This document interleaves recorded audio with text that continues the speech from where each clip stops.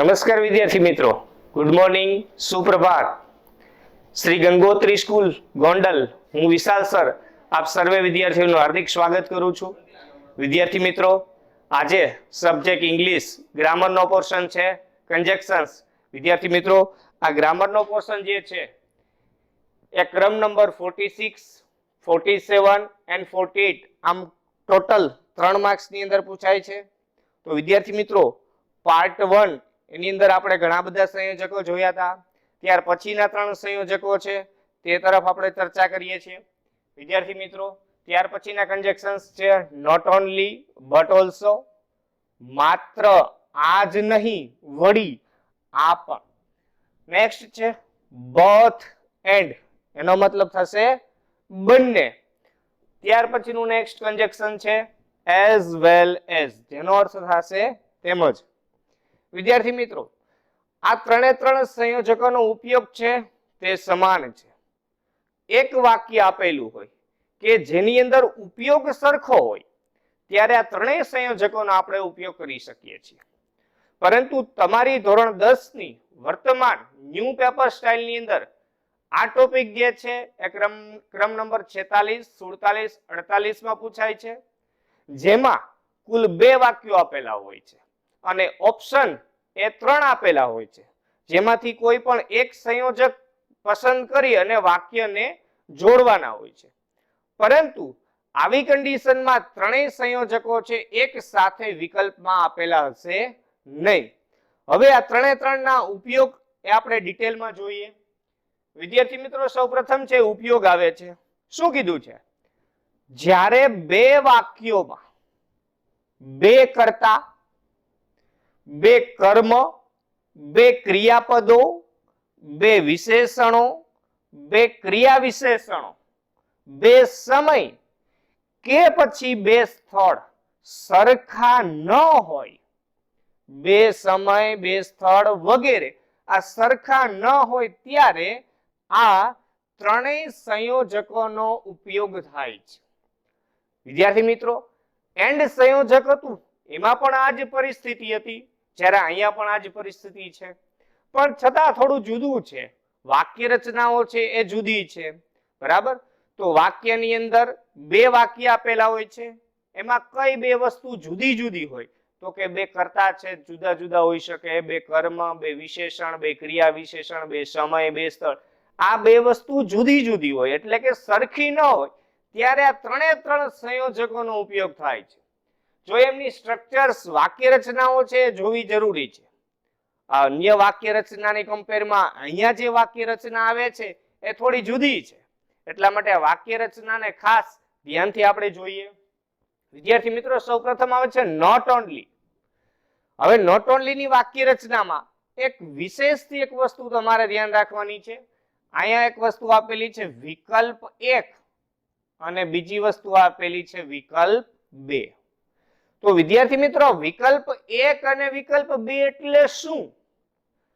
For example, 2 વાક્યો આપેલા છે, Ram is brave, Lakshman is brave, બરાબર? આ બંને વાક્યની અંદર કઈ 2 વસ્તુ સરખી નથી, એટલે કે કઈ 2 વસ્તુ અલગ અલગ છે? તો કે નાઉન, એટલે કે રામ અને લક્ષ્મણ. હવે આ 2 વસ્તુ સરખી નથી, તો જે વસ્તુ સરખી ન હોય તેને તમારે વિકલ્પ 1 સમજવાનું અને બીજા વાક્યમાં જે વસ્તુ સરખી નથી તેને વિકલ્પ 2 સમજવાનું છે, બરાબર છે? સપોઝ ફોર એક્ઝામ્પલ જોઈએ કે Ram is brave, Lakshman is brave. હવે આ 2 વાક્યો આપેલા છે, એમાં કર્તા નાઉન જે છે એ સરખા નથી, તો રામ છે આને વિકલ્પ તમારે 1 સમજવાનો છે, લક્ષ્મણ છે તેને વિકલ્પ તમારે 2 સમજવાનો છે. હવે જ્યારે તમે વિકલ્પને સમજી લો ત્યાર પછી તમે આગળની વાક્ય રચના છે ને વધુ સારી રીતે સમજી શકો છો, બરાબર? તો એમ કીધું છે કે વિકલ્પ 1 સુધીનું વાક્ય છે તે યથાવત રાખવું, બરાબર? વાક્યની શરૂઆતમાં જ વિકલ્પ હોય તો નામની આગળ આપણે મૂકી દેવું, સપોઝ અહીં કીધું છે વિકલ્પ 1 ની આગળ નોટ ઓનલી, વિકલ્પ 1 છે રામ, તો વાક્ય શું બને કે નોટ ઓનલી પ્લસ શું લખવાનું છે વિકલ્પ 1, વિકલ્પ 1 છે રામ, તો લખ્યું છે રામ. ત્યારબાદ શું આપેલું છે વિકલ્પ 1 પછી તો કે બટ ઓલ્સો, તો આપણે અહીં લખશું બટ ઓલ્સો. ત્યાર પછી વિકલ્પ 2, વિકલ્પ 2 શું છે તો કે લક્ષ્મણ, તો આપણે લખશું લક્ષ્મણ. હવે વિદ્યાર્થી મિત્રો વાક્ય રચનામાં વિશેષ વસ્તુ છે કોઈ આપેલી નથી, બરાબર. તો હવે વાક્યમાં ઘટે છે શું તો કે વિકલ્પ સિવાયની વસ્તુ કઈ છે તો કે ટુ બી નું રૂપ એટલે કે ક્રિયાપદ હોય છે, પ્લસ અહીંયા વિશેષણ આપેલું છે, અન્ય શબ્દ આપેલા હોય. ટૂંકમાં જે વસ્તુ હવે બાકી છે તે વાક્યના અંતિમ ભાગ તરફ આપણે જોઈન્ટ કરી દેવાની, તો કે ઇઝ બ્રેવ. તો વિદ્યાર્થી મિત્રો હવે તમને ખ્યાલ આવી ગયો કે વિકલ્પ શું છે. જે બે વસ્તુ સરખી ન હોય તેને વિકલ્પ 1 અને વિકલ્પ 2 સમજવી. આ રીતે ત્યાર પછીની વાક્ય રચના છે બોથ એન્ડ. હવે એની વાક્ય રચના શું તો એની વાક્ય રચના પણ નોટ ઓનલી અને બટ ઓલ્સો જેવી જ છે. જ્યાં નોટ ઓનલી મૂકો ત્યાં તમારે શું મૂકવાનું છે બોથ, એટલે કે વિકલ્પ 1 ની આગળ જેમ નોટ ઓનલી આવતું એ જ રીતે વિકલ્પ 1 ની આગળ બોથ આવે છે. પછી વિકલ્પ 1 પછી બટ ઓલ્સો આવતું એ જ રીતે વિકલ્પ 1 પછી એન્ડ લખવું, અને એન્ડ લખ્યા બાદ વિકલ્પ 2 લખવાનો છે. અને બાકી જે સ્ટેપ વધે છે તે આપણે વધતા હોય તો જોઈન્ટ કરવાના છે, વધતા નથી તો જોઈન્ટ કરવાનો પ્રશ્ન થતો નથી. ત્યાર પછી એઝ વેલ એઝ, જેનો મતલબ થાય છે તેમજ. આપણે કહેતા હોઈએ કે અહીં આવ્યા, બરાબર છે, અને એને પાણી પીધું તેમજ ચા પણ પીધી, તો આ તેમજ આવે છે તો એના માટે એઝ વેલ એઝ છે. તો એની વાક્ય રચના નોટ ઓનલી બટ ઓલ્સો અને બોથ એન્ડ થી જુદી છે.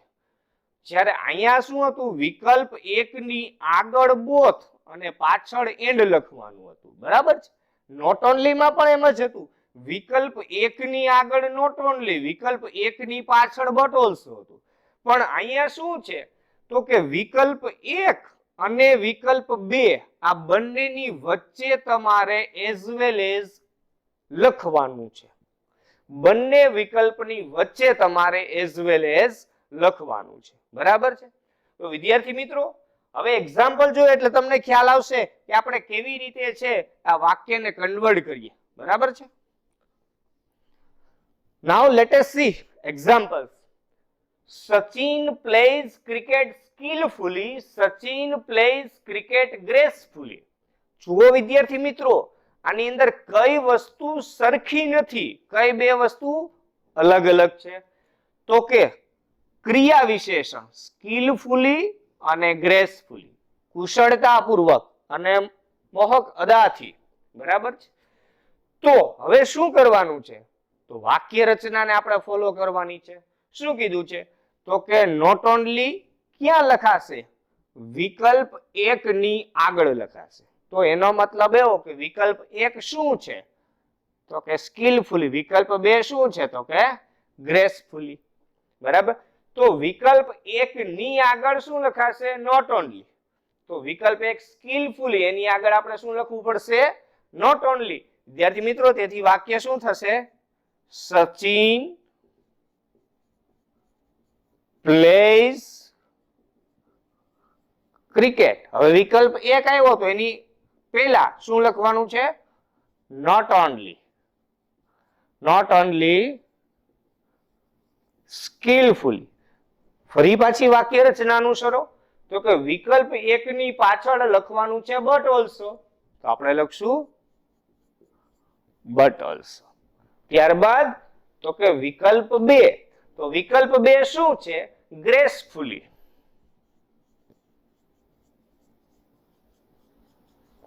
વાક્ય પૂર્ણ. વિદ્યાર્થી મિત્રો જે વસ્તુ ડ્યુઅલ ટાઈમ્સ છે, બે વખત છે, when you see the things two times you have to write only one times, બરાબર. એનો મતલબ એવો કે સચિન પ્લેઝ ક્રિકેટ છે એ ડ્યુઅલ ટાઈમ્સ છે, તો તમારે એને એક જ વખત લખવાનું છે વાક્ય રચના મુજબ. ત્યાર પછી બોથ વિકલ્પ 1. તો આપણી વાક્ય રચના શું છે? તો કે આપણે સૌપ્રથમ વિકલ્પ 1 સુધીનું વાક્ય છે તે યથાવત રાખવાનું છે. મતલબ કે Sachin plays cricket both skillfully and gracefully. તો વિદ્યાર્થી મિત્રો, આપણે જોયું છે કે જ્યાં નોટ ઓનલી લખો ત્યાં બોથ લખી શકાય છે, જ્યાં બટ ઓલ્સો લખો ત્યાં એન્ડ લખી શકાય છે. એનો મતલબ છે તે થોડો અલગ થશે.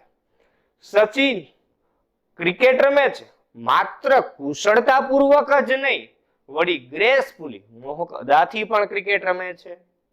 Sachin plays cricket, Sachin cricket રમે છે કેવી રીતે? Both skilfully and gracefully. તો કે કુશળતાપૂર્વક અને મોહક અદાથી આ બંને રીતે ક્રિકેટ રમે છે. વિદ્યાર્થી મિત્રો, ત્યાર પછી છે as well as. As well as માં શું છે? તો કે વાક્ય રચનામાં વિકલ્પ 1 અને વિકલ્પ 2 ની વચ્ચે શું લખવાનું છે? As well as. તો વિકલ્પ 1 સુધી વાક્યને યથાવત રાખવાનું છે. તો કે સચિન પ્લેઝ ક્રિકેટ. આ વખતે આપણે વિકલ્પ 1 છે તે લખવાનું છે સ્કિલફુલી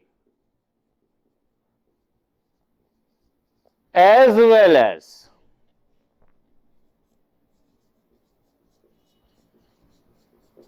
gracefully.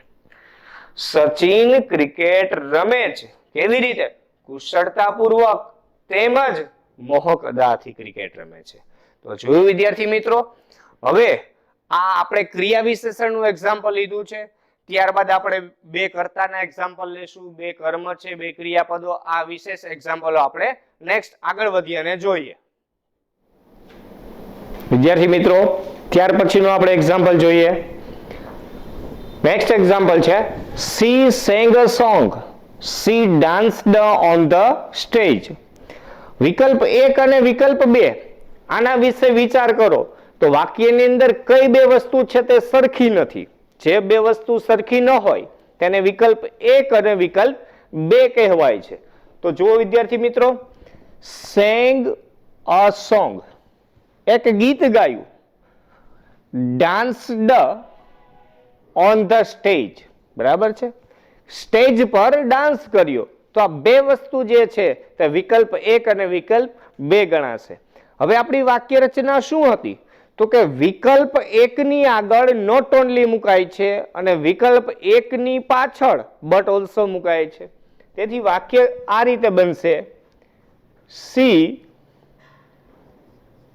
not only sang a song.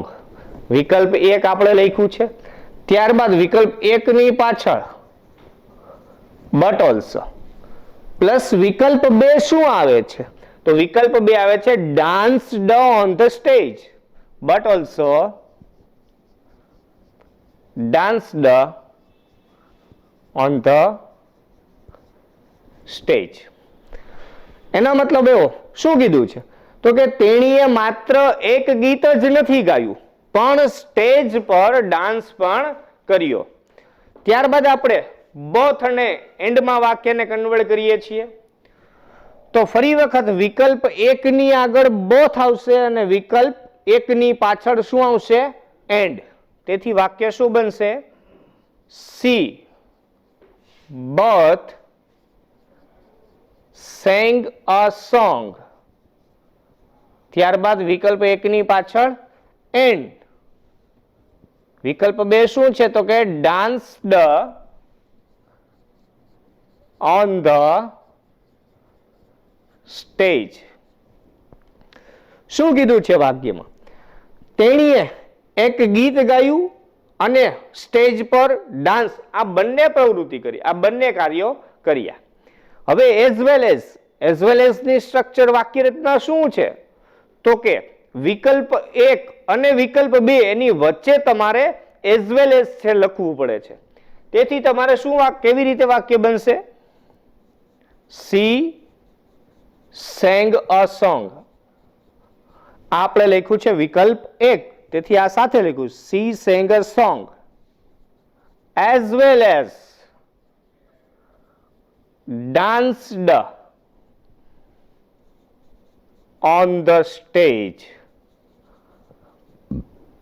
તેણીએ એક ગીત ગાયું તેમજ સ્ટેજ પર નૃત્ય કર્યું. ત્યાર પછીનું નંબર 3 એક્ઝામ્પલ જોઈએ. મેનિલ ઇઝ સ્લિમ, સી ઇઝ સ્લેન્ડર. મેનિલ છે તેણી સ્લિમ પાતળી છે, સી ઇઝ સ્લેન્ડર તેણી પાતળી અને જાડી. આ બે પ્રકારની વાત છે. સોરી, પાતળી અને ઊંચી આ બે પ્રકારની વાત કીધી છે. તો સ્લિમ એટલે પાતળી, સ્લેન્ડર એટલે ઊંચી. બરાબર, આ બે વિશેષણો છે. હવે આ બે વિશેષણો અલગ અલગ છે, તો જે વસ્તુ અલગ અલગ હોય તેને આપણે શું કહેશું?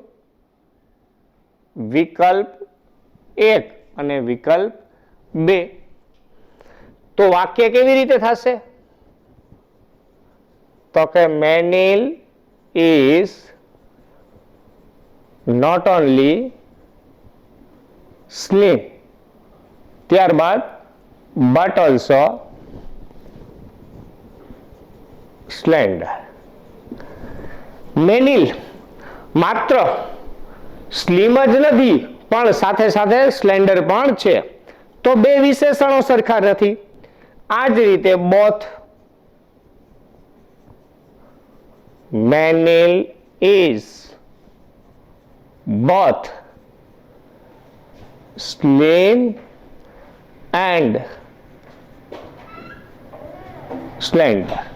મેનિલ બંને પ્રકારના ગુણ ધરાવતી છે, ઊંચી અને પાતળી. ત્યારબાદ એઝ વેલ એઝ એની વાક્ય રચના થોડી જુદી છે.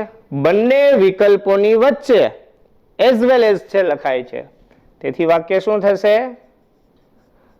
મેનિલ is slim as well as slender.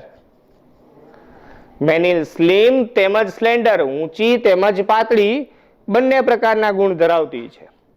ત્યાર પછીનું વિદ્યાર્થી મિત્રો એક્ઝામ્પલ છે. Parents should be motivated, students should be motivated. શું કીધું છે? માતા પિતાઓને પણ પ્રેરણા છે તે આપવી જોઈએ, વિદ્યાર્થીઓને પણ પ્રેરણા છે તે આપવી જોઈએ. તો બે નાઉન્સ અલગ અલગ છે, તો શું થશે? Not only parents. વિદ્યાર્થી મિત્રો વિકલ્પ 1 જે છે પેરેન્ટ્સ એ વાક્યની શરૂઆતમાં છે, તો આપણો નિયમ શું છે? તો કે તમે જ્યાં વિકલ્પ 1 લખો છો તેની આગળ તમારે નોટ ઓનલી લખવું પડે. ત્યારબાદ વિકલ્પ 1 ની પાછળ તો કે બટ ઓલ્સો. ત્યારબાદ વિકલ્પ 2 શું છે? સ્ટુડન્ટ્સ. હવે વાક્યમાં શું વધ્યું છે? તો કે ક્રિયાપદ છે કાળ મુજબનું. અહીંયા મોડેલ આપેલું છે, model auxiliary. Should be motivated. ત્યાર પછી જો બોથમાં આપણે વાક્યને કન્વર્ટ કરીએ, both parents and students should be motivated. માતા પિતાઓને અને વિદ્યાર્થીઓને આ બંનેને પ્રેરિત કરવા જોઈએ. ત્યારબાદ એઝ વેલ એઝ, વળી પાછો એઝ વેલ એઝ નો ઉપયોગ જાણી લો. બંને વિકલ્પની વચ્ચે એઝ વેલ એઝ છે લખાય છે. વિદ્યાર્થી મિત્રો વિકલ્પ શું છે? તો કે parents as well as students should be motivated. માતા પિતાઓને તેમજ વિદ્યાર્થીઓને પ્રેરિત કરવા જોઈએ. ત્યાર પછી વિદ્યાર્થી મિત્રો ત્યાર પછીના એક્ઝામ્પલ તરફ આપણે જઈએ વિદ્યાર્થી મિત્રો. ત્યાર પછી આપણે એક્ઝામ્પલ આગળ વધ્યા રહ્યા છીએ. Goa is a coastal state. Kerala is a coastal state. વિદ્યાર્થી મિત્રો અહીંયા વિકલ્પ એક શું છે? કઈ બે વસ્તુ છે એ સરખી નથી? તો કે ગોવા અને વિકલ્પ બે તો કે કેરેલા. જે બે વસ્તુ સરખી ન હોય તેને વિકલ્પ અને વિકલ્પ બે.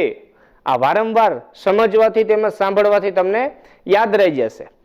તો હવે આપણે નિયમ શું છે? તો કે વિકલ્પ એક ની આગળ not only Goa but also Kerala. વિદ્યાર્થી મિત્રો હવે આપણને કીધું છે ગોવા અને કેરેલા, તો અહીંયા બે વસ્તુ થઈ છે. તો અહીંયા આપણે ક્રિયાપદ શું મૂકવું? ટુ બી નું રૂપ હોય તો ટુ બી નું રૂપ, મુખ્ય ક્રિયાપદ હોય તો એક સર્વનામના આધારે શું મૂકવું? આપણે પેરેન્ટ્સ વાળા વાક્યમાં તો જોયું કે એમાં તો મોડેલ ઓક્સિલરી હતું એટલે મોડેલનું મોડેલ જ આવે છે દરેક સર્વનામ સાથે. પણ હવે અહીંયા જુઓ ગોવા અને કેરેલા બે શહેરોની વાત છે. વિદ્યાર્થી મિત્રો એક નિયમ ખાસ યાદ રાખજો, જ્યારે બે નામ બે કર્તાની વાત હોય છે, બે નામ આપેલા હોય છે, ત્યારે બટ ઓલ્સો પછીના કર્તાને ધ્યાનમાં લઈ એના પ્રમાણે ટુ બી નું રૂપ અથવા ક્રિયાપદ છે આવે છે. તો વિદ્યાર્થી મિત્રો ભલે અહીંયા બે સ્ટેટની વાત હોય પરંતુ ક્રિયાપદ બટ ઓલ્સો પછીના કર્તાને ધ્યાનમાં લઈ અને મુકાય છે. તો બટ ઓલ્સો પછી શું છે? કેરેલા. તો એક વચન સિંગ્યુલર, તો તેની સાથે એક વચન પ્રમાણેનું ક્રિયાપદ આવશે. તો શું છે? ઇઝ. બરાબર છે. વળી પાછો બીજો નિયમ જુઓ, શું કીધું છે? અ કોસ્ટલ સ્ટેટ. તો એમાં તમારે બહુવચન કરવાનું છે નહીં, તેથી વાક્ય શું બનશે?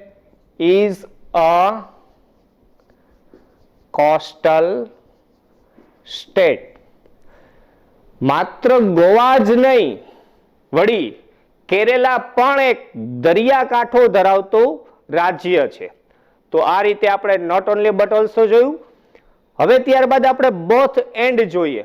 તો નોટ ઓનલી બટ ઓલ્સો નો ઉપયોગ કર્યો. હવે બોથ એન્ડ ની અંદર ફેરફાર આવે છે. તો જો શું ફેરફાર આવે છે? તો આપણો નિયમ છે વિકલ્પ એક ની આગળ બોથ, વિકલ્પ એક ની પાછળ એન્ડ. તો વિકલ્પ એક ગોવા તો એની શરૂઆતમાં બોથ, ત્યારબાદ વિકલ્પ એક ગોવા એન્ડ કેરેલા. વિદ્યાર્થી મિત્રો નોટ ઓનલી બટ ઓલ્સો માં તમે સમજી ગયા છો કે બટ ઓલ્સો પછીના કર્તાને ધ્યાનમાં લઈ અને તમારે ક્રિયાપદ મુકાય છે. પણ જ્યારે બોથ અને એન્ડ ની વાત આવે છે ત્યારે તમારે બે નામ બને છે ગોવા અને કેરેલા, તો તમારે બહુવચન પ્રમાણેનું ક્રિયાપદ છે મૂકવું પડે છે. બરાબર છે. તો બહુવચન પ્રમાણેનું ક્રિયાપદ શું થશે? તો ટુ બી નું રૂપ ઇઝ આપેલું છે તો આપણે શું લખવું પડશે? આર. કોસ્ટલ. આર્ટિકલ ક્યાં ગયો છે? હવે જ્યારે આપણે બહુવચન કર્યું છે તો પાછળ જાતિવાચક નામ એક વચનનું આપેલું છે, તો તમારે એ જાતિવાચક નામને બહુવચનમાં છે એ ફેરવવું પડે. જો બહુવચન હોય તો આર્ટિકલ ન તો એન આવે ન તો એ આર્ટિકલ આવે. તેથી નામને બહુવચનમાં આપણે ફેરવીએ, કોસ્ટલ સ્ટેટ નું થશે કોસ્ટલ સ્ટેટ્સ. વિદ્યાર્થી મિત્રો ત્યારબાદ આપણે એઝ વેલ એઝ નો ઉપયોગ જોઈએ. Goa as well as Kerala. હવે એઝ વેલ એઝ માં કયું ક્રિયાપદ મૂકવું? આપણે નોટ ઓનલી બટ ઓલ્સો માં તો જોયું છે કે બટ ઓલ્સો પછીના કર્તાને ધ્યાનમાં રહી ક્રિયાપદ આવે છે. બોથ એન્ડ ની અંદર નામ બહુવચન થાય તો બહુવચન પ્રમાણે આવે છે. હવે એઝ વેલ એઝ જ્યારે હોય છે ત્યારે એઝ વેલ એઝ નો જે પ્રથમ કર્તા હોય છે, અહીંયા પ્રથમ કર્તા કોણ છે? તો કે ગોવા. હવે પ્રથમ કર્તા હોય છે તો તેને ધ્યાનમાં લઈ તમારે ક્રિયાપદ છે તે લખવું પડે છે. તેથી વાક્ય શું બનશે? તો કે Goa as well as Kerala is a coastal state.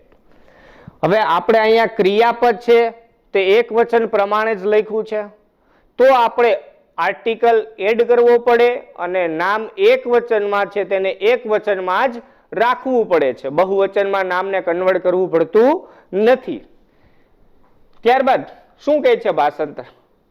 માત્ર ગોવા જ નહીં, વળી કેરેલા પણ દરિયા કિનારો ધરાવતું રાજ્ય છે. ગોવા અને કેરેલા આ બંને દરિયા કિનારા ધરાવતા રાજ્યો છે. અહીંયા કોસ્ટલ સ્ટેટ્સ થઈ જશે. એઝ વેલ એઝ નું ગોવા તેમજ કેરેલા દરિયા કિનારો ધરાવતું રાજ્ય છે. વિદ્યાર્થી મિત્રો, ત્યાર પછી એક્ઝામ્પલ આ જ રીતે આપેલું છે. The king is here, the soldiers are here. હવે જો અહીંયા જે નામ આપેલું છે તે એક વચનનું આપેલું છે, અહીંયા સોલ્જર્સ બહુવચનનું નામ આપેલું છે, તો આનમાં પણ તમારે નિયમ છે તે યાદ રાખવો પડે. જોઈએ કેવી રીતે વાક્ય બને છે. વિદ્યાર્થી મિત્રો, વિકલ્પ 1 અને વિકલ્પ 2 ફરી એક વખત જાણવું તે જરૂરી છે. તો વિકલ્પ 1 શું છે? તો કે ધ કિંગ, વિકલ્પ 2 ધ સોલ્જર્સ. તેથી વાક્ય શું બનશે? Not only the king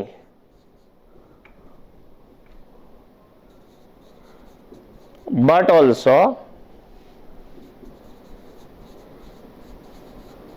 the soldiers are. શા માટે આ રહ્યું? તો કે નિયમ હતો but also પછીના કરતા મુજબ તમારે ટુ બી નું રૂપ અથવા તો ક્રિયાપદ લખવું પડે છે. તેથી are here. ત્યાર પછી આપણે બોથ વાળું બનાવીએ છીએ. both the king and the soldiers. Both એન્ડમાં આમ પણ બહુવચન પ્રમાણે જ આવે છે અને આપેલું પણ બહુવચનનું છે. તેથી are here. As well as માં વાક્યને કન્વર્ટ કરીએ છીએ તો શું છે? તો કે the king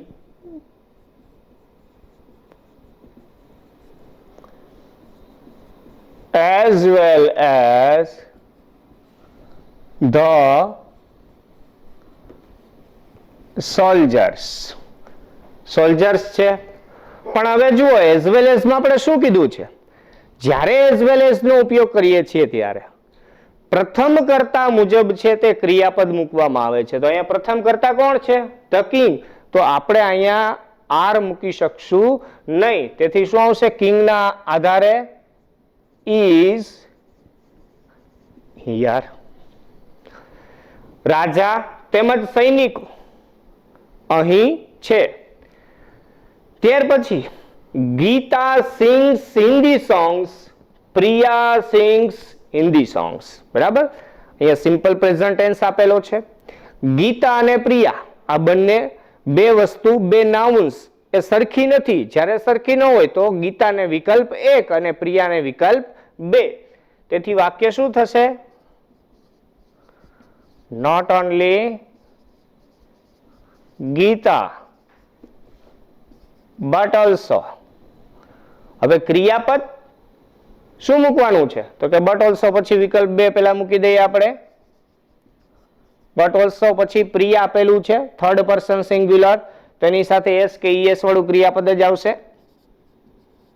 sings Hindi songs. માત્ર ગીતા જ નહીં, વળી પ્રિયા પણ હિન્દી ગીતો છે તે ગાય છે. બરાબર?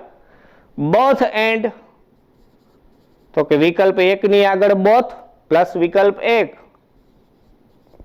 ગીતા, વિકલ્પ 1 પછી એન્ડ, ત્યારબાદ વિકલ્પ 2 પ્રિયા.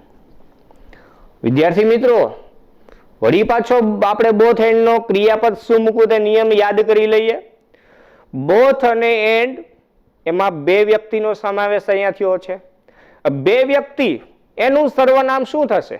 તો કે થર્ડ પર્સન પ્લુરલ, ત્રીજો પુરુષ બહુવચન ધેય થશે. તો ધેયની સાથે બહુવચન પ્રમાણેનું ક્રિયાપદ મુકાય છે. તો હી સી ઇટ્સ આપેલું હોય તો એની સાથે સાદા વર્તમાન કાળમાં એસ કે ઈએસ વાળું ક્રિયાપદ લાગે છે. હવે જો ધેય આપેલું હોય તો તેની સાથે મૂળ ક્રિયાપદ લાગે છે. તેથી અહીંયા ગણતરીની અંદર બે વ્યક્તિ થયા, બે વ્યક્તિનું સર્વનામ ધેય છે, તેથી ધેય સાથે મૂળ ક્રિયાપદ સિંગ્સ આપેલું છે તો આપણે એમાં લખવું પડશે sing. Both Gita and Priya sing Hindi songs. આપણને વાક્યમાં બંનેમાં જ હિન્દી સોંગ્સ બહુવચન આપેલું છે તો એમાં કોઈ પણ પ્રકારનો ફેરફાર કરવાનો છે નહીં. ત્યારબાદ એઝ વેલ એઝ માં વાક્યને કન્વર્ટ કરીએ છીએ તો એઝ વેલ એઝ નો નિયમ શું છે? બંને વિકલ્પોની વચ્ચે તમારે એઝ વેલ એઝ લખવાનું છે. તેથી વાક્ય શું થશે? Geeta as well as Priya. શું છે નિયમ વિદ્યાર્થી મિત્રો? આપણે છેલ્લા વાક્યમાં અહીંયા જોયું હતું નિયમ કે એઝ વેલ એઝ નો ઉપયોગ કરીએ છીએ ત્યારે પ્રથમ કર્તાને ધ્યાનમાં લઈ અને ક્રિયાપદ છે મુકાય છે. તો પ્રથમ કર્તા કોણ છે? ગીતા. મતલબ કે થર્ડ પર્સન સિંગ્યુલર, તો એની સાથે તો એસ અથવા ઈએસ વાળું ક્રિયાપદ જ આવે છે. તો જે ક્રિયાપદ આપણને સેન્ટેન્સમાં આપેલું છે સિંગ્સ, તે જ ક્રિયાપદ આપણે યથાવત રાખશું. Sings Hindi songs. તો જોઈને વિદ્યાર્થી મિત્રો, હવે ત્યારબાદ હવે જે નોંધ તમને આપવામાં આવે તે નોંધને ખાસ લખી અને યાદ રાખવી.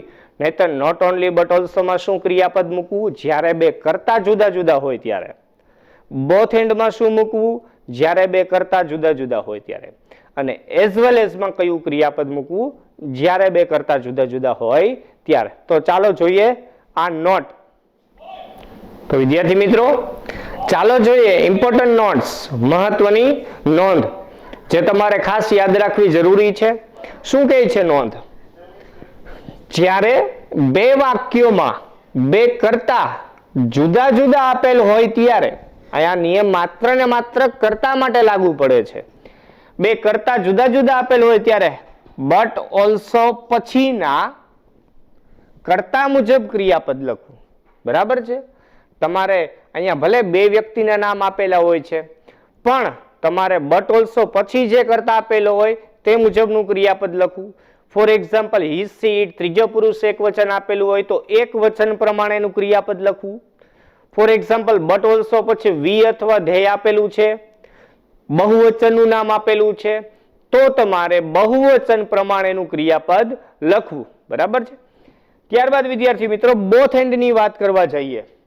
જ્યારે બે વાક્યોમાં બે કર્તા જુદા જુદા આપેલ હોય ત્યારે બોથ એન્ડ વાળા વાક્યમાં બહુવચન પ્રમાણે ક્રિયાપદ આવે છે. મતલબ કે બોથ અને એન્ડ, એન્ડ એટલે ટોમ એન્ડ જેરી, તો આપણે એમાં આર જ બોલીએ છીએ, આર ફ્રેન્ડ્સ. તો બે વ્યક્તિનું નામ આવે છે તેથી તેમાં તમારે બહુવચનનું ક્રિયાપદ છે તો તમારે લખવાનું છે. વિદ્યાર્થી મિત્રો, જો સાદો વર્તમાન કાળ આપેલો હોય તો તમારે એસ કે ઈએસ વાળું ક્રિયાપદ બોથ એન્ડ વાળા વાક્યની અંદર લખવાનું નથી. ત્યારે તમારે મૂળ ક્રિયાપદ V1 એસ કે ઈએસ વગરનું લખવાનું છે. ત્યાર પછીની નોટ છે વિદ્યાર્થી મિત્રો, જ્યારે બે વાક્યોમાં બે કર્તા જુદા જુદા આપેલ હોય ત્યારે એઝ વેલ એઝ વાળા વાક્યમાં પ્રથમ કર્તા પ્રમાણે ક્રિયાપદ આવે છે. પ્રથમ કર્તાને જ ધ્યાનમાં લેવો. પ્રથમ કર્તા એક વચનમાં હોય તો તમારે એક વચન પ્રમાણેનું ક્રિયાપદ લેવું.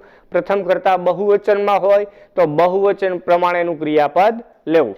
વિદ્યાર્થી મિત્રો, ત્યાર પછીનો વધુ એક નિયમ છે કે જ્યારે બે કર્તા જુદા જુદા હોય બોથ એન્ડ નો ઉપયોગ કરો ત્યારે પાછળ જો જાતિવાચક નામ એક વચનનું આપેલું હોય આર્ટિકલ સાથે તો એ જાતિવાચક નામને એ બહુવચનમાં ફેરવવાનું છે અને બહુવચનમાં તમે જ્યારે કન્વર્ટ કરો ત્યારે તમારે આર્ટિકલ દૂર કરવાનો છે. થેન્ક યુ વિદ્યાર્થી મિત્રો.